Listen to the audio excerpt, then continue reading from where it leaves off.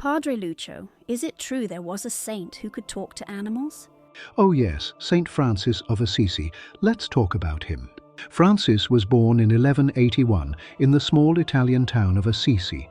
His father, Pietro di Bernardone, was a wealthy cloth merchant, and his mother, Pica, was of French noble descent. They named him Giovanni, but his father, fond of France, called him Francesco, the Frenchman. As a boy, Francis was cheerful, charming, and loved by everyone. He was generous with friends, threw feasts, and dressed in the finest clothes. His easy smile and love for music made him the life of every gathering. Francis dreamed of becoming a knight, not a saint. When Assisi went to war with the nearby city of Perugia, he joined the fight, but his dreams ended abruptly. He was captured and spent a year in a cold, dark prison. There, sickness and loneliness began to change him. When he finally returned home, he was not the same. He no longer found joy in riches or parties. Instead, he started visiting the poor and the sick, even the lepers he once feared. One day, while praying before a crucifix in the small church of San Damiano, Francis heard a voice. "Francis, repair my church, which you see is falling into ruin." He took the words literally. Francis sold his horse, cloth and goods to get stones and rebuild the church. His father was furious and demanded he stop. In a dramatic moment, Francis removed even the clothes on his back, returned them to his father, and declared, "From now on, I have no father but God." That was the beginning of a new life, one of poverty, humility, and deep love for all God's creatures. Saint Francis of Assisi's life was marked by profound acts of faith and compassion, many of which were considered miraculous by those who witnessed them. These events not only revealed his deep spiritual connection, but also inspired countless followers. The wolf of Gubbio, Saint Francis, encountered a ferocious wolf terrorizing the town of Gubbio. With compassion and faith, he spoke to the wolf, striking a pact that it would no longer harm the villagers, and the wolf became a peaceful protector of the community. Preaching to the birds, while walking near Bavagna, Saint Francis noticed a flock of birds and began to preach to them about God's love. The birds remained still, as if understanding his words, and only flew away after he blessed them. The Stigmata. During a period of deep prayer on Mount Laverna, Saint Francis received the sacred wounds of Christ on his hands, feet, and side. This miraculous event marked him as a living testament to Christ's suffering, healing a leper with a kiss.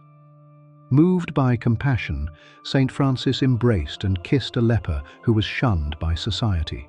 Instantly, the man's leprosy was healed, symbolizing the transformative power of love and faith. Calming a storm, while traveling by boat, a violent storm threatened the lives of the sailors. Saint Francis prayed fervently, and the storm ceased, leaving the sea calm and the travelers in awe of God's power. Multiplication of bread. Faced with a shortage of food for his brothers, Saint Francis prayed over a single loaf of bread. Miraculously, the bread multiplied, providing enough to feed everyone present. Healing the blind. In Siena, Saint Francis encountered a blind man and prayed over him. The man's sight was restored instantly, bringing him both physical and spiritual light.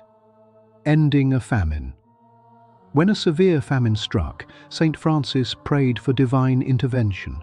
Soon after, a generous donation of food arrived, saving the community from starvation. Driving away demons. A family's home was plagued by demonic disturbances. Saint Francis prayed and blessed the house, driving away the evil spirits and restoring peace to the household. Water from a rock. While traveling with his friars in a dry region, Saint Francis struck a rock with his staff. A spring of fresh water emerged, quenching their thirst and symbolizing God's providence. Raising a child from the dead, a grieving mother brought her dead child to Saint Francis. After he prayed over the child, the boy was restored to life, a testament to the power of faith and divine mercy. Prophecy fulfilled. Saint Francis prophesied that his fledgling order would receive papal approval. Despite initial challenges, his prediction came true, solidifying the Franciscan order's place in the Church. Francis died on October 3, 1226, singing praises to God. He was only 44 years old. 2 years later, Pope Gregory IX canonized him. Today, his body lies in the Basilica of Saint Francis in Assisi. Pilgrims come from around the world to kneel at his tomb, seeking peace, healing, and courage to follow Christ as he did. He loved everything. Even the fierce ones. And dear friends watching at home, this story is for all audiences, young and old. It's based on the life of Saint Francis of Assisi, one of the most beloved Catholic saints. Some images you've seen were created using AI to help illustrate the story, but the message is rooted in faith and history. If you enjoyed this, like the video, share it, and subscribe for more stories of saints and miracles. Many more adventures are waiting for you. God bless, and see you next time.